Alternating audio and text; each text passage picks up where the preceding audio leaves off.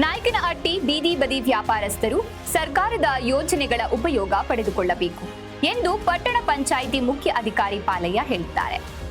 ಪಟ್ಟಣದ ವಾಲ್ಮೀಕಿ ವೃತ್ತದಲ್ಲಿ ಜಿಲ್ಲಾ ಕೌಶಲ್ಯ ಅಭಿವೃದ್ಧಿ ಇಲಾಖೆ ಹಾಗೂ ಪಟ್ಟಣ ಪಂಚಾಯಿತಿ ವತಿಯಿಂದ ಶ್ರೀ ಮಾನ್ವಿತಾ ಕಲಾ ತಂಡ ಚಿತ್ರದುರ್ಗ ಇವರಿಂದ ಬೀದಿ ನಾಟಕ ಬೀದಿ ಬದಿ ವ್ಯಾಪಾರಸ್ಥರಿಗೆ ಅರಿವು ಮೂಡಿಸುವ ಕಾರ್ಯಕ್ರಮವನ್ನು ಉದ್ದೇಶಿಸಿ ಮಾತನಾಡಿದ ಅವರು, ಬೀದಿ ಬದಿಯ ವ್ಯಾಪಾರಿಗಳ ಅನುಕೂಲಕ್ಕಾಗಿ ಸರ್ಕಾರ ಹಲವಾರು ಯೋಜನೆಗಳನ್ನು ರೂಪಿಸಿದೆ.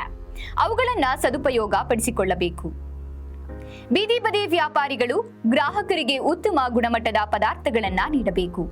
ಅಲ್ಲದೆ ತಾವು ವ್ಯಾಪಾರ ಮಾಡುವ ಸ್ಥಳದಲ್ಲಿ ಸ್ವಚ್ಛತೆಯನ್ನ ಕಾಪಾಡಿಕೊಳ್ಳಬೇಕು. ಸಂಗ್ರಹವಾದ ಕಸವನ್ನ ಪಟ್ಟಣ ಪಂಚಾಯಿತಿ ಆಟೋಗಳಿಗೆ ಹಾಕಬೇಕು. ಪಟ್ಟಣವು ಪುಣ್ಯಕ್ಷೇತ್ರವಾದ್ದರಿಂದ ಇಲ್ಲಿಗೆ ಪ್ರತಿದಿನ ಸಾವಿರಾರು ಜನರು ಬರುವುದರಿಂದ ಸ್ವಚ್ಛತೆಯ ಬಗ್ಗೆ ಹೆಚ್ಚಿನ ಕಾಳಜಿ ವಹಿಸಬೇಕು. ಪಟ್ಟಣ ಪಂಚಾಯಿತಿ ವ್ಯಾಪ್ತಿಗೆ ಬರುವ ಬೀದಿ ಬದಿ ವ್ಯಾಪಾರಿಗಳು ಪಿಎಂ ಸ್ವನಿಧಿ ಯೋಜನೆ ಅಡಿಯಲ್ಲಿ ಪಟ್ಟಣದ ಬ್ಯಾಂಕುಗಳಲ್ಲಿ ಖಾತೆಗಳನ್ನು ಹೊಂದಿರಬೇಕು.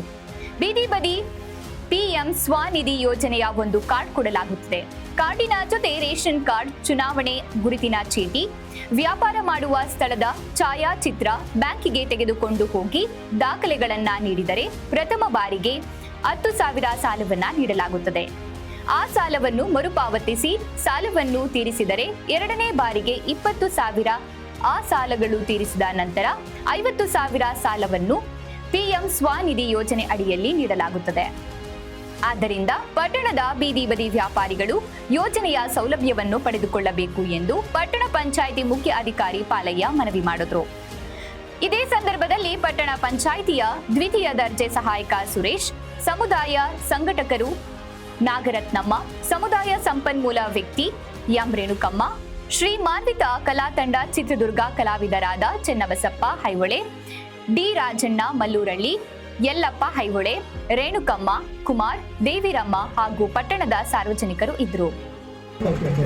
ಅಂದ್ರೆ ಇಲ್ಲೇ ವ್ಯಾಪಾರ ಮಾಡಬೇಕು, ಬೇರೆ ಕಡೆ ಮಾಡ್ತಾ ಇಲ್ಲ. ಬೇರೆ ಕಡೆ ನಿಮ್ಮೂರುಗಳಲ್ಲಿ ಮಾಡಿಕೊಂಡು ನಮಗೆ ಸಾಲ ಕೊಡ್ರು ಅಂತಂದ್ರೆ ಬ್ಯಾಂಕ್ನಲ್ಲಿ ಕೊಡಲ್ಲ. ಹಳ್ಳಿನವ್ರು ಬಂದು ಇಲ್ಲೇ ವ್ಯಾಪಾರ ಮಾಡಬೇಕು ಬೆಳಗಿನಿಂದ ಸಂಜೆವರೆಗೂ. ಆಮೇಲೆ ಅವ್ರ ಊರಿಗೆ ಹೋಗ್ಬೇಕು. ಅಂಥವ್ರಿಗೆ ಒಂದು ಅವಕಾಶ ಇರ್ತದೆ.